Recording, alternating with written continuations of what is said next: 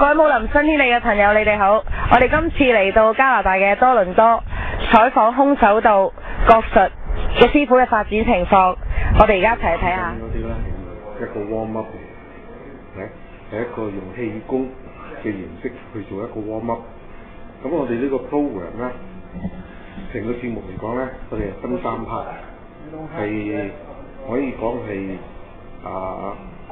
唔講係首創，但係咧都係一個好突破嘅一個program 嚟嘅。咁咧就係同一個地方、同一個時間咧，我哋係以詠春、蔡李佛同埋龍形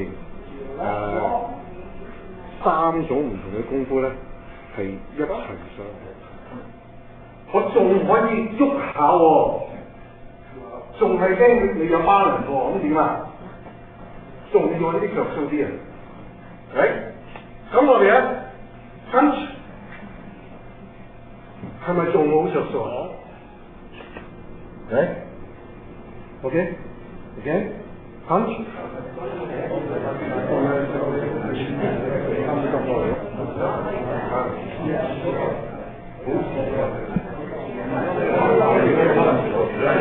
拳咧，好似蔡李佛咁啦，基本拳都100幾下咁我而家咧就係將啲蔡李佛入邊嘅重要嘅手法，就將佢濃縮咗幾下咁佢咧就將俾啲學員咧就容易去吸收，容易去練。即係我主重係實踐嘅方法。呢啲蔡李佛嚟講咧，就有10法擒拿掛哨插超級標準。好啊。3、4、點手，打翻。我哋初幾個人坐埋一齊傾咧，就本來就係個閒談，咁大家即係雖然我而家武林就好多姿多彩，但係咧就喺傳統嗰個功夫方面咧，又高高低低咁樣，咁令到咧啲有時即係就覺得咧好似即係低落咗個傳統。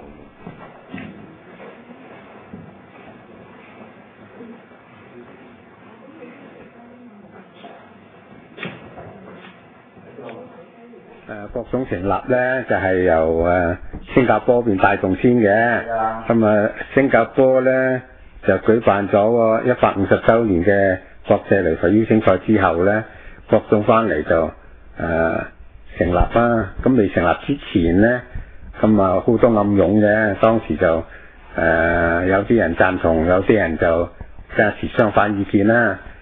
咁主持人咧。咁梗係大刀闊斧咁係都要玉成一件事。最主要咧就係講嗰2大門派啦，所謂白鶴派同埋蔡李佛派嘅暗湧，因為由廣州一路帶到落嚟。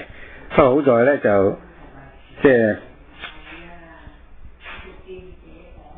係好在就係香港嗰啲後代，即係武林嘅後代咧，就冇前一代咧。記仇記得咁深。你嘅朋友大家好，我哋今次嚟到加拿大多倫多日本正光館空手道會嘅上堂嘅道場。今次我哋係訪問佢哋嘅館長周月良教練師範嘅係。各位好，我哋係加拿大正光館空手道總會。我哋係源自日本江油樓正光館空手道。我本人咧係喺香港學習空手道，係將呢個空手道帶入加拿大，正光館嘅空手道帶入加拿大。就而家我哋嘅基本嘅學員咧，大部分都係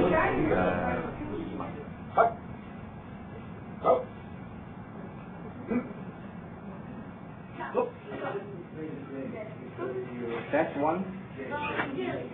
Just do it right. That's it. You don't have to like it to touch it. 这个就是还有，你回去你可以，OK？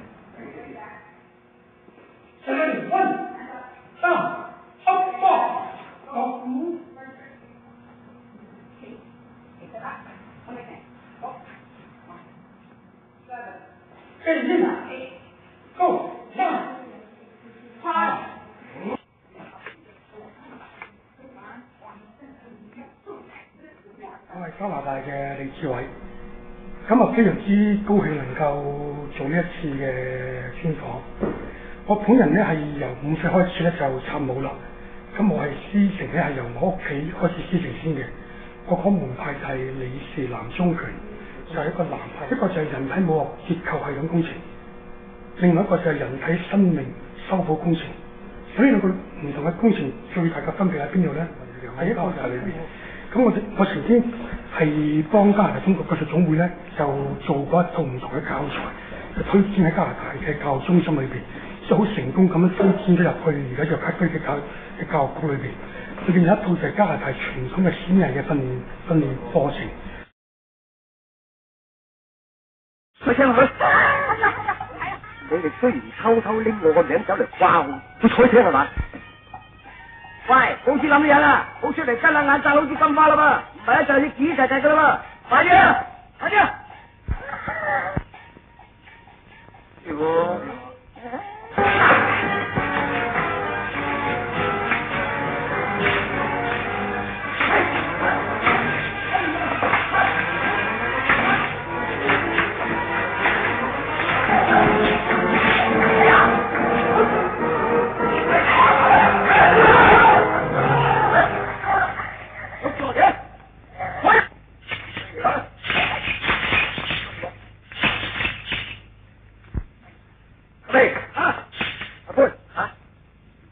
傷咗個手背，同埋膊頭尖嗰度脈嘅，你叫個同人翻去俾劑茶佢呀嚇，同我敷好佢咧。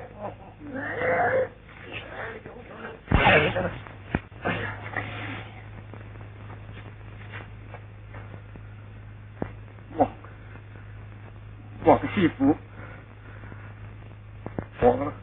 我真係對你唔住，冇所謂，大家都教掂識揾飯食啫。而且我河南一間分館，將嚟要望你幫忙，你心機做人啦，大把世界佬啊！黃師傅，從今以後我一定做個好人，係咯，咁咪好咯。地嘅黃飛鴻嘅傳人們咧都積極響應啊！咁啊網上咧仲講話以前就華山論劍啦，而家就真係西樵山論劍啦。咁啊大家睇下我哋今日呢個嘅氣勢咧，就真係仔仔一堂嚇。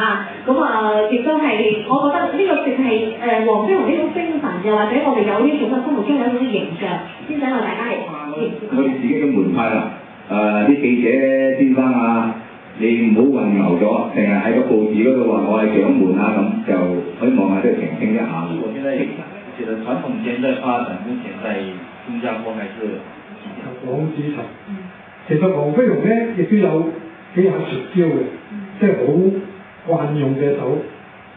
第一係飛陀啦，佢嘅絕技啦；第二真係有無影腳。真係有阿莫師太，即係佢都好中意睇啊，關師傅去演繹話咁就頭見到一個咧係紅田國際紅田國際聯誼。咁或者乜嘢就之後睇下先啦。有記者上嚟，咁咧就唔知點情啦嚇，就話講到莫桂良都要喊咁就咧就拉咗莫桂良就攞到佢一張相。其實嗰張相咧真係嗰陣時嚟講，怎麼那麼多拳手，特點不一樣，怎麼能夠把我們武術界都團結起來，發展武術，弘揚武術，這是我們一個重要任務。